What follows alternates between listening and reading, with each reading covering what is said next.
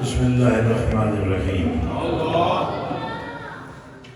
یا ایھا الذین آمنوا اتقوا اللہ حق تقاتہ ولا تموتن الا وانتم مسلمون صدق اللہ مولانا العظیم وصدق رسولہ النبی الکریم الامین الصلاۃ والسلام علیک یا سیدی یا رسول اللہ وعلى آلك وصحابك يا سيدي يا حبيب الله السلام عليكم ورحمة الله وبركاته. یہ ماہ مبارک رمضان مبارک جس کی پہچان روزے سے ہے. روزہ فرض ہے اور جو دین کے بنیادی 5 ستون ہیں، نماز کے بعد، کلمہ پڑھنے کے بعد، نماز اور نماز پڑھنے کے بعد سب سے زیادہ جس کی اہمیت بیان ہوئی ہے وہ روزہ ہے. تو روزہ فرض ہے تو وہ مہینہ کتنی شان والا ہوتا ہے جس کے ہر دن میں اہل اسلام پر روزہ فرض کیا گیا. اور روزے کی فرضیت کو اس بات سے جوڑا گیا ہے کہ تمہارے اندر تقویٰ پیدا ہو جائے. یا ایھا الذین آمنوا کتب علیکم الصیام کما کتب علی الذین من قبلکم لعلکم تتقون. اے ایمان والو، تم پر روزہ فرض کیا گیا جیسا کہ پہلی قوموں پر فرض کیا گیا تھا تاکہ تم پرہیزگار بن جاؤ، تمہیں تقویٰ حاصل ہو جائے، تمہیں نور یقین حاصل ہو جائے، تمہیں اپنے مسلمان ہونے کے بارے میں، اپنے صاحب ایمان ہونے کے بارے میں اور تمام تر تخلیقات میں لقد خلقنا الانسان فی احسن تقویم کا جو عظیم اعزاز اللہ نے عطا فرمایا ہے کہ بنایا تو سب کو میں نے ہے، لیکن بنانے میں جو حسن میں نے انسان کو عطا کیا وہ کسی اور کو نہیں عطا کیا.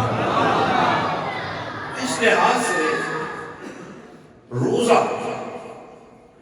ہماری شخصیت میں نکھار پیدا کرتا ہے. روزے کا تعلق عبادت سے ہونے کے ساتھ ساتھ اس فاقے سے بھی ہے جو سحری سے لے کر افطاری تک ہم کرتے ہیں، جس کی وجہ سے آپ کے وجود میں ایک توازن پیدا ہوتا ہے. خوراک میں اعتدال نہ ہونے کی وجہ سے، ماحول میں خرابی ہونے کی وجہ سے، معاشرے میں خرابی ہونے کی وجہ سے جو اثرات ہمارے وجود پر ہوتے ہیں، روزے کی وجہ سے وہ تمام اثرات جو ہیں وہ مائنس ہو جاتے ہیں اور وہ ختم ہو جاتے ہیں. ان کی جگہ تقویٰ کا نور انسان کے وجود میں جگہ پکڑتا ہے اور جو انسان کو اتنا پاک کر دیتا ہے کہ بندہ اپنے مولا سے ملنے کے لائق ہو جاتا ہے.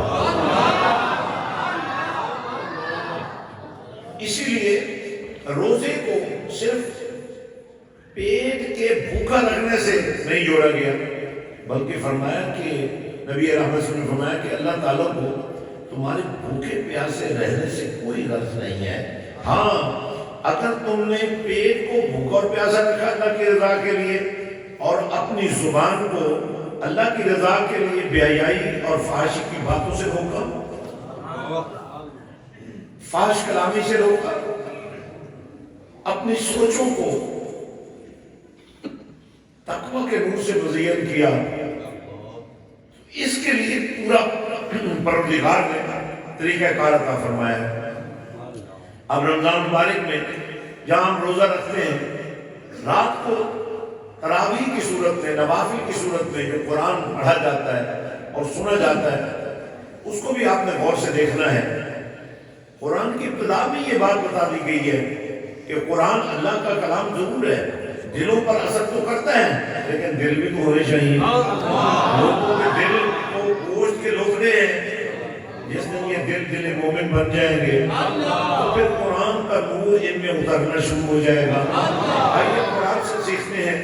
فرمایا الف لام میم ذالک الکتاب لا ریب فیہ ھدی للمتقین.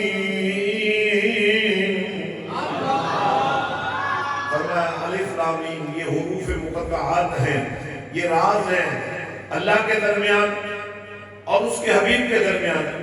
کیونکہ لانے والا اگرچہ جبریل بھی ہے لیکن وہ امین ہے، امانت دار ہے. وہ لاتا ضرور رہا، مداخلت نہیں کی، بلکہ جیسا دیا گیا ویسا ہی آگے بارگاہ مصطفیٰ میں. اب اس راز سے واقف کون ہے؟ جس کا ہے کہ جس کو اس نے دیا ہے. ایک اللہ ہے، دوسرا محمد ہے صلی اللہ علیہ وسلم. اور یہی الف لام میم کے اندر ترتیب موجود ہے. الف اللہ کا پہلا حرف، میم محمد صلی اللہ علیہ وسلم کا پہلا حرف. اگرچہ لام موجود ہے لیکن یہ جبریل کا آخری حرف ہے. یہ بتایا گیا ہے اللہ مالک ہے، کملی والا اس کا محبوب ہے. اس لیے اللہ نے اپنے نام کا بھی پہلا حرف اور اپنے کملی والے محبوب کے نام کا بھی پہلا حرف اور جبریل کے نام کا آخری حرف استعمال کیا تاکہ لوگوں کو پتہ چلے کہ مالک کون ہے، محبوب کون ہے، نوکر کون ہے. اب اس قرآن کے رازوں کا امین ہے مدینے والا. اسی وجہ سے قرآن کے وہ حصے جو قیام مکہ المکرمہ کے دوران نازل ہوئے، چاہے وہ غار حرا میں،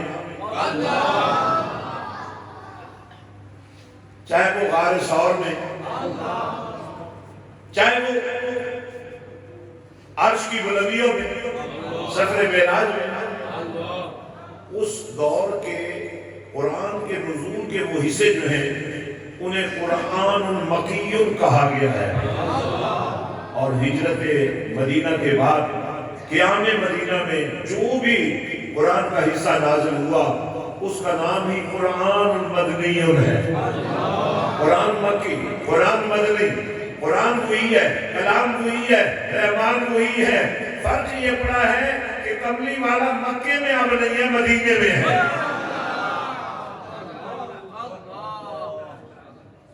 تو قرآن تو اتنی پہچان کروا رہا ہے، بہت سارے لوگوں کو سمجھ نہیں آ رہی قرآن کی. اب بسم اللہ الرحمن الرحیم کا ترجمہ کرنے والوں نے بالکل لفظی ترجمہ یہ کیا، شروع اللہ کے نام سے، شروع کرتا ہوں اللہ کے نام سے. لیکن عاشق نے قلم توڑ کے رکھ دی، کہا تم شروع سے شروع کر رہے ہو، اللہ کے نام سے تو شروع نہیں کر رہے ہو. کیا کرو؟ بسم اللہ الرحمن الرحیم کہو، اللہ کے نام سے شروع کرو. یہ ہے وہ آداب جو کسی عاشق کو ہی آ سکتے ہیں، کسی محب کو ہی آ سکتے ہیں. تو قرآن عربی زبان میں آیا لیکن ابو جہل کو نہیں آیا، ابو لہب کو بھی نہیں آیا، عتبہ شیبہ ولید کو بھی نہیں آیا. کلمہ پڑھنے کے باوجود عبداللہ ابن ابی کو بھی نہیں آیا، خارجیوں کو بھی نہیں آیا، رافضیوں کو بھی نہیں آیا، غداروں کو بھی نہیں آیا. کلمہ پڑھا اور نبی پر شک کیا ان کو بھی نہیں آیا. کلمہ پڑھا اور نبی کی زوجہ اور مومنوں کی ماں پہ شک کیا ان کو بھی قرآن نہیں آیا. قرآن آیا تو ابو بکر صدیق کو آیا، قرآن آیا تو فاروق اعظم کو آیا، قرآن آیا تو عثمان غنی کو آیا، قرآن آیا تو مولا علی کو آیا، قرآن آیا تو حبشہ سے آنے والے بلال کو آیا، قرآن آیا تو روم سے جانے والے سہیب کو آیا، قرآن آیا تو ایران سے آنے والے سلمان کو آ گیا. کیونکہ قرآن آتا ہی انہیں ہے جنہیں نبی کا پیار آتا ہے. کیونکہ قرآن کا تعلق ہی نبی سے ہے. یاسین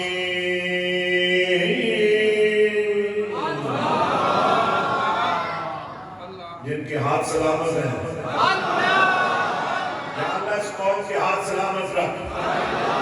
تاکہ یہ تیرے نام پر اٹھتے رہیں، میرے نبی کی محبت میں اٹھتے رہیں، میرے نبی کے عاشقوں کی محبت میں اٹھتے رہیں، دنیا کو بتاتے رہیں کہ یہ ہاتھ ہے تو صرف دین مصطفیٰ کے لیے، یہ ہاتھ ہے تو امن عالم کے لیے ہے، یہ ہاتھ ہے تو عشق رسول کے لیے ہے، یہ ہاتھ ہے تو قرآن کی تعلیم کے لیے ہے، یہ ہاتھ ہے تو اسلام کی جدوجہد کے لیے ہے۔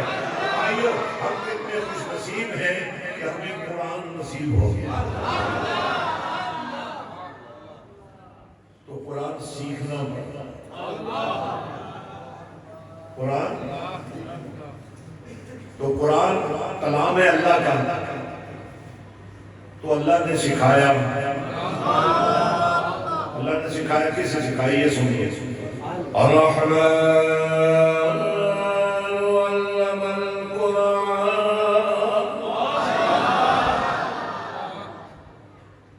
رحمان مہربانیوں کا ایک سفر ہے۔ اللہ کے ذاتی نام اللہ کے بعد اللہ کی ساری صفتوں میں الرحمن جو نام ہے، اور اللہ کا ہر نام اسماء الحسنہ کا نور رکھتا ہے، تو رحمان کے بارے میں یہاں تک بھی آیا ہے کہ یہ بھی اللہ کے ذاتی ناموں میں سے ایک نام ہے، لیکن سچائی یہی ہے کہ اللہ کا نام چاہے اس کی صفت ہے، چاہے اس کی ذات ہے، اس کا حسن ہی کچھ اور ہے۔ تو مہربان بندہ تب ہوتا ہے جب اس کو محسوس ہو کہ یہ کتنا ضرورت مند ہے، لیکن یہاں اللہ نے اپنی مہربانیوں کا دائرہ کملی والے کو قرآن کے نور سے بہرور کرنے کے لیے استعمال کیا ہے۔ الرحمن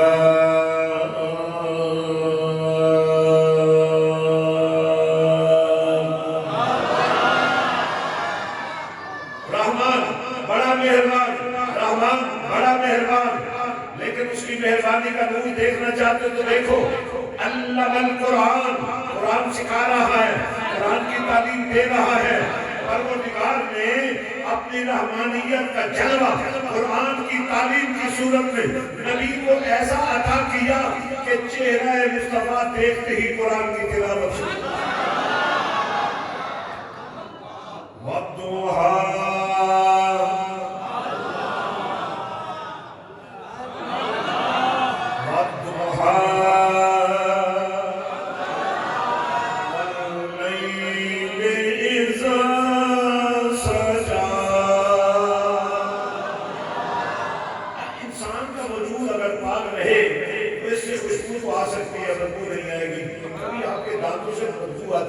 کبھی آپ کے کان سے بدبو آتی ہے، کبھی آپ کے ناک سے بدبو آتی ہے، کبھی آپ کے وجود سے بدبو آتی ہے، لیکن یہاں بیان کیا گیا ہے کہ مدینے والے کی خوشبو سننا چاہتے ہو قرآن کو پڑھو،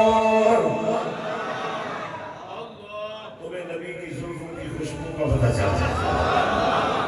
والليل إذا سجى، نبی کا چہرہ چمکتا ہوا سورج، قرآن سے پوچھتے ہیں، ذرا قرآن سے پوچھتے ہیں، غور سے سنیے گا۔ یا ایھا النبی انا ارسلناک شاہدا ومبشرا ونذیرا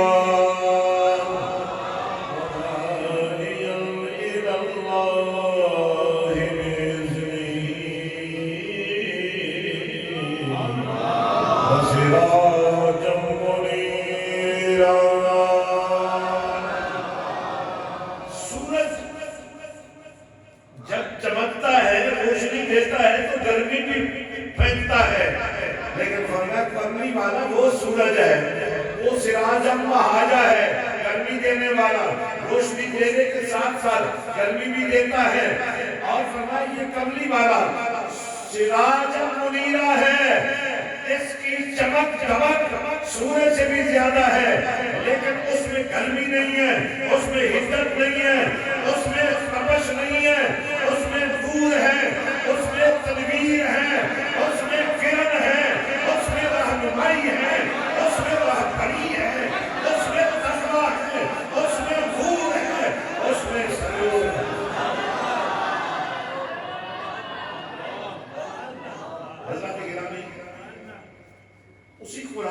کر ہمیں چلنا پڑے گا. تو اس پورے مہینے پر ایک نظر ڈالیے گا. شہر رمضان الذی انزل فیہ القرآن. قرآن نازل ہوا. اس ماہ مبارک کی شان یہ ہے کہ اس میں قرآن نازل ہوا، اور قرآن میں جو چیزیں نازل ہوئی وہ ذرا سمجھنی ہے ہم نے.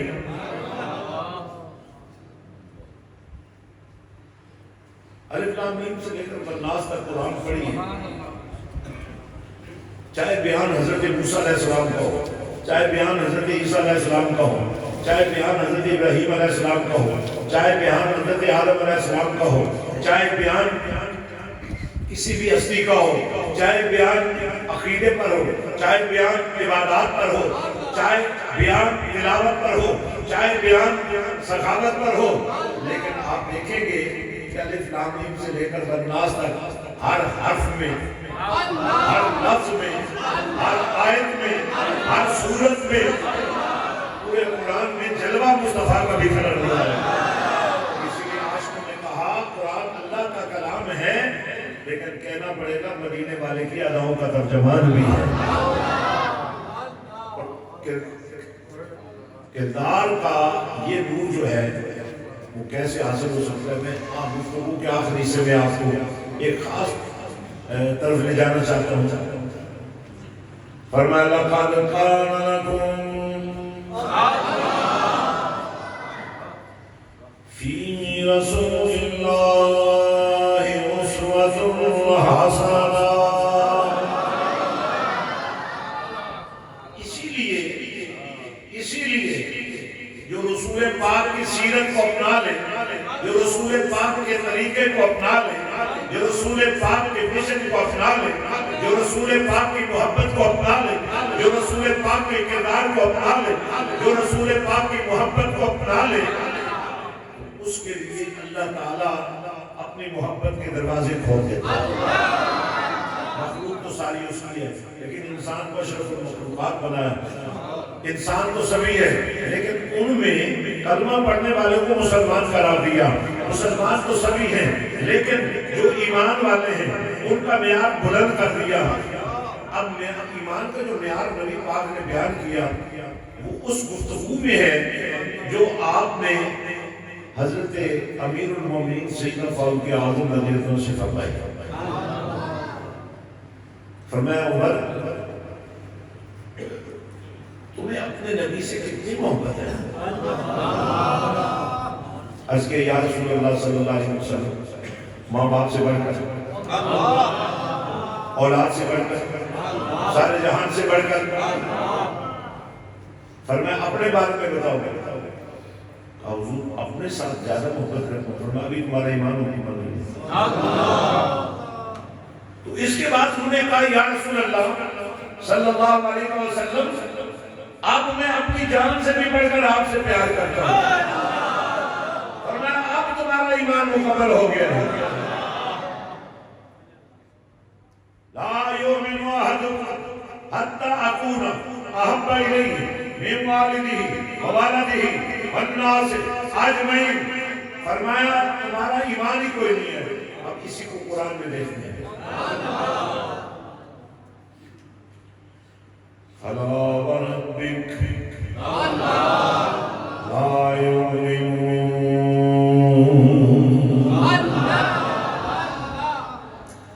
حتی یحکمون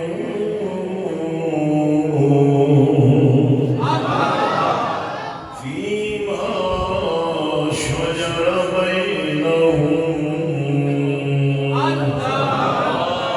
چاہے تمہارا کوئی ذاتی معاملہ بھی ہو نا، جب تک تم نے کملی والے کو اتھارٹی نہیں ماننا،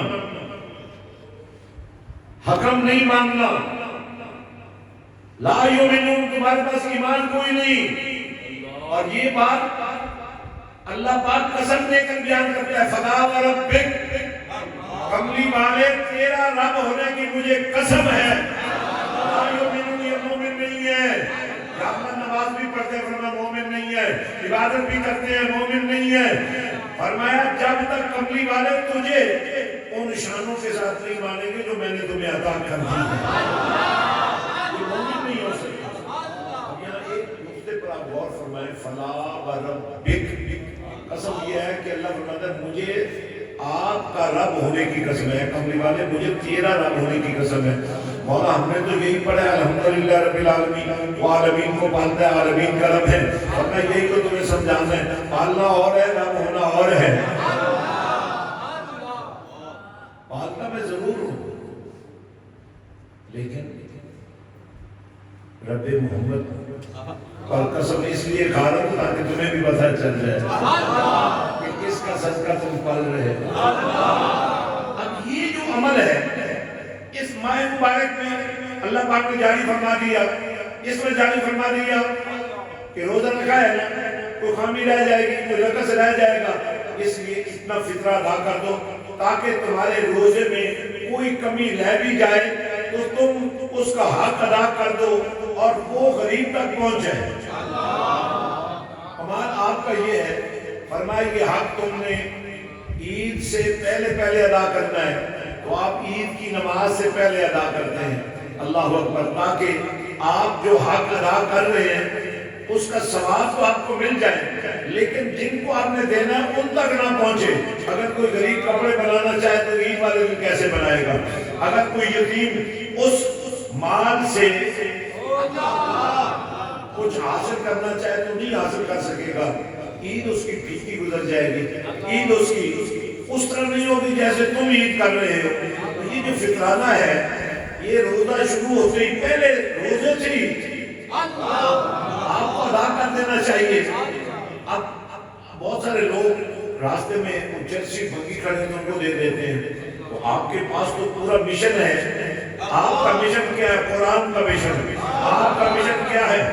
یتیموں کی پرورش کا مشن۔ آپ کا مشن کیا ہے؟ غریبوں کی پرورش کا مشن۔ آپ کا مشن کیا ہے؟ تعلیم کا مشن۔ آپ کا مشن کیا ہے؟ مدینے والے کے پیار کا مشن۔ تو پھر یہ جو فطرانہ ہے جو آپ کے اندر خامیوں کو دور کرنے کے لیے آپ کو مدد دے رہا ہے، تو کسی مجبور کا ہاتھ پکڑ رہا ہے، کسی مظلوم کا ساتھ دے رہا ہے، تو آپ کو پہلی فرصت میں گھر جاتے ہی پہلی فرصت میں اپنا فطرانہ، اپنے مسائلوں کا فطرانہ، اپنے گھر والوں کا فطرانہ اکٹھا کر کے مشن مصطفیٰ کے حوالے کر دینا، مشن رسول کے حوالے کر دینا، مشن قرآن کے حوالے کر دینا، مشن رحمت پروردگار کے حوالے کر دینا ہے، تاکہ لوگوں کو ہاتھ نہ پھیلانا پڑے، لوگوں کو بھیک نہ مانگنی پڑے، لوگوں کو در در کی گھرائی نہ کرنی پڑے۔ جو حق تم پر لوگوں کا ہے وہ تمہارا وجود بھی پاک کر دے اور لوگوں کی مجبوریوں میں بھی ان کا ہاتھ پکڑ دے۔ اس طرح بہت سارے لوگ غریب ہوتے ہیں مگر ان کے گھر میں سونا ہوتا ہے، کیونکہ عورت بغیر سونے کے رہ نہیں سکتی، اور آپ کی مجبوری ہے، آپ نے گھر چلانا ہے تو عورت کے بغیر گھر نہیں چلتا، تو سونا گھر میں ہے، چاندی گھر میں ہے، اس پر تو زکوٰۃ دینی پڑے گی۔ اگر بچت ہے تو اس میں سے بھی، اور کوئی زیادہ نہیں ہے، 2.5% یہ زکوٰۃ، یہ فطرانہ اور یہ صدقہ اور یہ عشر، یہ کملی والے نے فرمایا یہ میرے لیے نہیں ہے، میری آل کے لیے نہیں ہے، یہ ان لوگوں کے لیے ہے جو میری امت کے غربا ہیں، میری امت کی یتیما ہیں، میری امت کی مساکین ہیں، فرمایا یہ ان کے لیے ہے، فرمایا میرے لیے اور میری آل کے لیے ہدیہ ہے، نظر و نیاز ہے۔ لیکن ذرا غور سے دیکھیے کون سی رات ایسی ہے، کون سا دن ایسا ہے، ہدیے آتے ہیں پھر بھی نبی کے گھر میں فاقہ ہوتا ہے۔ تو یہ ہے وہ دین جس دین کے اندر معیار یہ ہے کہ تم اگرچہ فاقے سے ہو، روزے سے ہو، لیکن سجدہ کائنات کو دیکھو۔ ایک لمحے کے لیے مجھے اجازت دیجیے، یہ ولادت سیدہ کائنات عائشہ ہے، حسن و حسین کی اماں جان، نبی کی عظیم شہزادی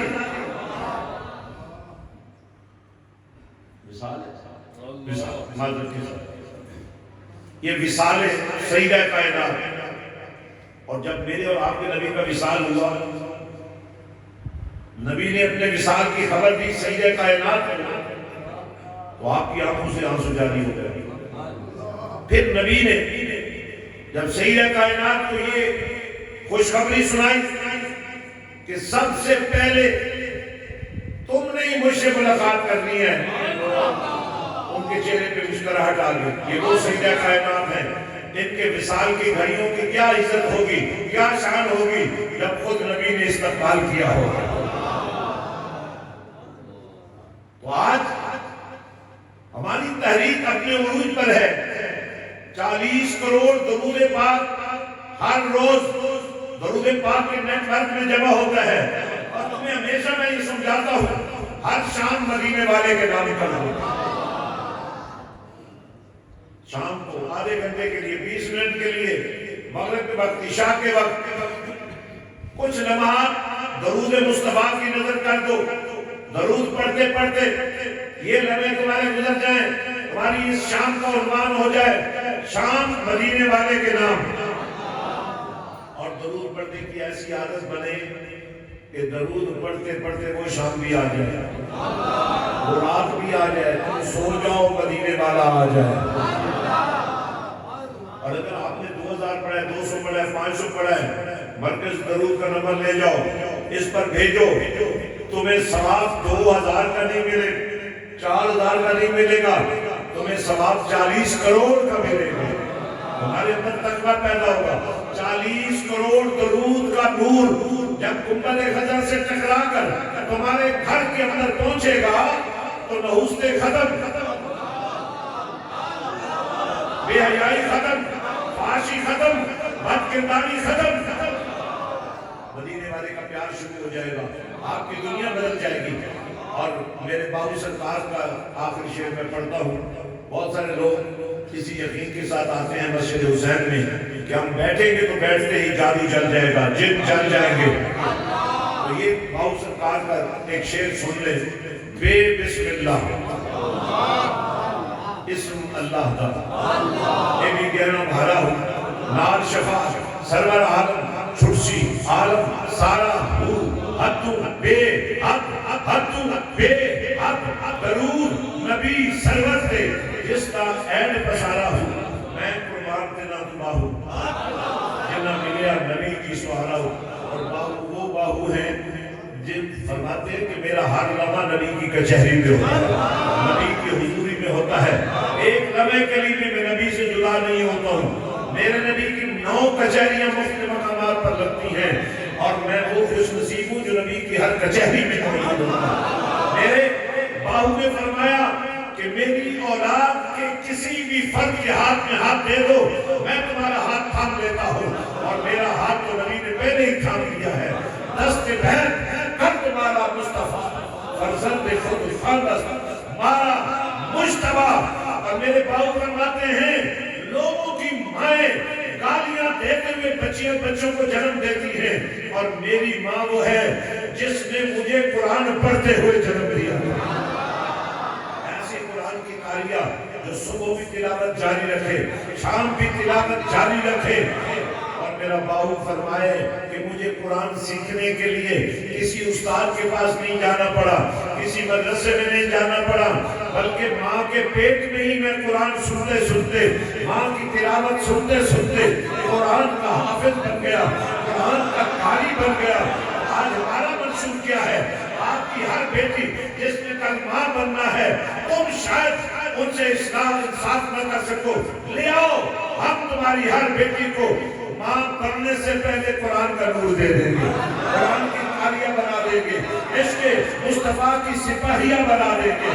ان کے لبوں پر صلی اللہ کے ترانے، ان کے سینے عشق مصطفیٰ کے مدینے. اس بیٹی کو بے حیائی سے بچاؤ، اس بیٹی کو فحاشی سے بچاؤ، اس بیٹی کو اعتماد دو، اس بیٹی کو قرآن دو، اس بیٹی کو مدینے والے کے عشق کا سامان دو.